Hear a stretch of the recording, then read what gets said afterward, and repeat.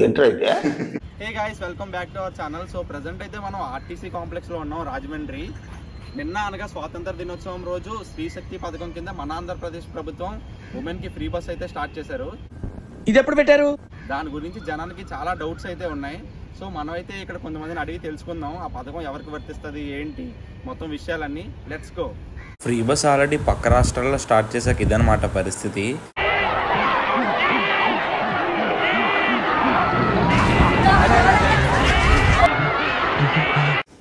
జనరల్గానే మగవాళ్ళకి సీట్లు దొరకవు, అలాంటిది పథకం పెట్టిన తర్వాత అస్సలు దొరకవు. సిచ్యువేషన్ చాలా ఘోరంగా ఉంటుంది. చూడండి, నిజంగా సిచ్యువేషన్ ఎలా ఉంటే చూపిస్తాను.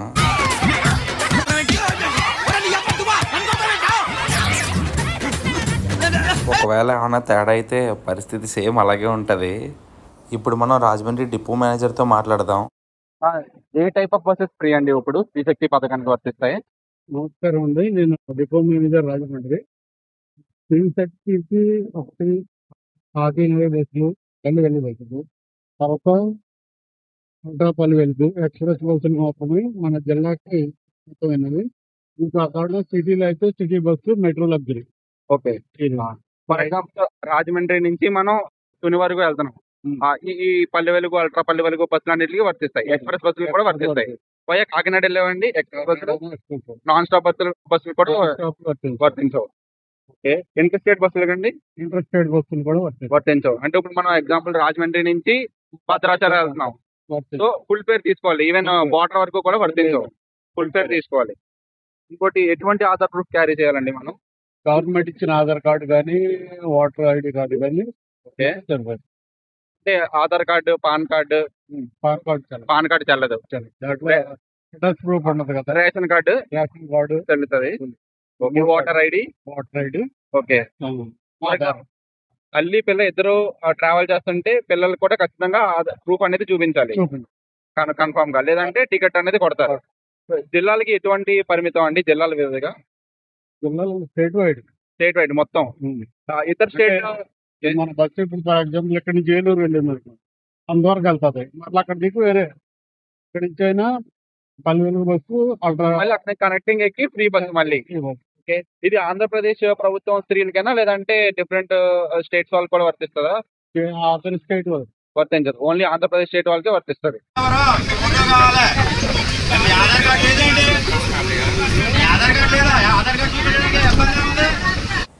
ఈ పథకం గురించి పబ్లిక్ ఏమనుకుంటున్నారో తెలుసుకుందాం రండి. శ్రీశక్తి పథకం మీకు ఎలా అనిపిస్తుంది అండి? బానే ఉంది. మరి మీరు ఎక్కడికి వెళ్తున్నారు? ఏలేశ్వరం బస్సు ఇంకా అంటే ఇప్పుడే మీరు ఇంకా ఎక్కలేదా? ఇంకా ఎక్కలేదు. పాలకొల్లు నుంచి ఇక్కడికి వచ్చాం. ఓకే, అదే ఫ్రీగానే వచ్చారు దానికి.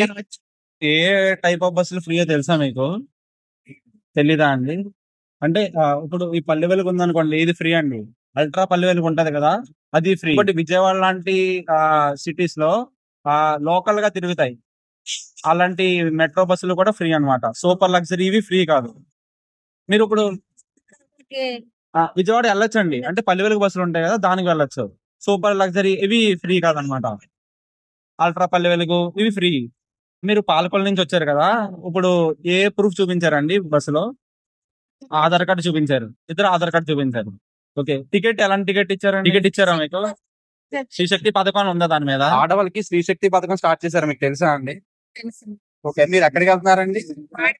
వాడపల్లి. ఎక్కడి నుంచి వచ్చారండి? దేవరపల్లి. అక్కడి నుంచి ఫ్రీగానే వచ్చారా? ఓకే, బస్సులో అందరికి తెలుస్తుందా అండి, లేదంటే ఎవరైనా డబ్బులు ఇస్తున్నారా? అందరికి ఫ్రీ. ఆధార్ కార్డు ఒకటే క్యారీ చేశాడు. ఓకే, ఇంకేమన్నా అడుగుతారండి ప్రూఫ్ లో? ఆధార్ ఒకటే వదిలేస్తున్నారు. పబ్లిక్ ఒపీనియన్ అయితే చూసారు కదా, మాక్సిమం ఎవరు బయట ఇవ్వట్లేదు, అంటే వీడియో తీద్దామంటే ఒప్పుకోవట్లేదు. అంటే ఎలా ఉందని చెప్తున్నారు అంతే. అంటే మీకు ఎలా అనిపిస్తుంది అంటే అందరూ బాగుందనే చెప్తున్నారు, కానీ ఎవరు వీడియో బయట మాత్రం ఇవ్వట్లేదు. చాలా కష్టం అవుతుంది వీడియో బయట తీసుకోవడానికి. మరి ఈ శ్రీశక్తి పథకం మీద నా అభిప్రాయం ఏంటంటే, ఫ్రీగా ట్రావెల్ చేయడం అనేది మంచిదే, కానీ ఈ పథకంలో కొన్ని మార్పులు అనేవి చేయాలి. వృద్ధులకి, హ్యాండిక్యాప్డ్ పర్సన్స్కి మాత్రమే ఈ పథకం ఉంటే చాలా బాగుంటుంది. మీరు చెప్తే నమ్మరు, దీనివల్ల గవర్నమెంట్కి చాలా లాస్ వస్తుంది. గవర్నమెంట్కి లాస్ వస్తే నాకెందుకు అంటారా? గవర్నమెంట్కి లాస్ వస్తే తిరిగి అదంతా మన మీదే కలెక్ట్ చేస్తారు. పప్పు, ఎలక్ట్రిసిటీ బిల్లు అన్నీ పెరుగుతాయి. మగవాళ్ళ టికెట్లు కూడా రేట్స్ పెంచేస్తారు. మరి ఈ శ్రీశక్తి పథకం మీద మీ అభిప్రాయం ఏంటో కన్ఫర్మ్గా కామెంట్లో అయితే తెలపండి. మీకు ఇప్పుడు స్క్రీన్ మీద కనిపిస్తున్న సూపర్ లగ్జరీ బస్సులు మాత్రం ఫ్రీ కాదు. మీరు ముఖ్యంగా గమనించాల్సిన విషయం ఏంటంటే కొన్ని పల్లె వెలుగు బస్సులకు కూడా శ్రీశక్తి పథకం వర్తించదు అనే బోర్డు పెట్టారు. ఇవి స్పెషల్ బస్సెస్ అనమాట. ఫర్ ఎగ్జాంపుల్ ఈ బస్సు వాడపల్లి వెళ్తుంది.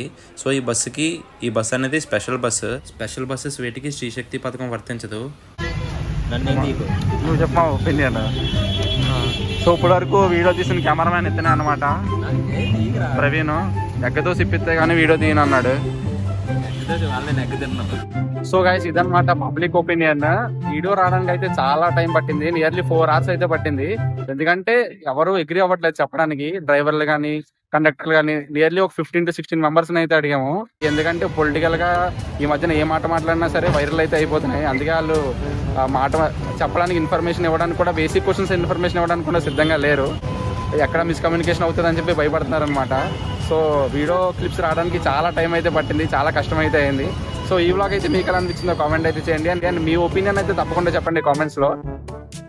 This is Godavari vlogger signing off from Rajahmundry complex.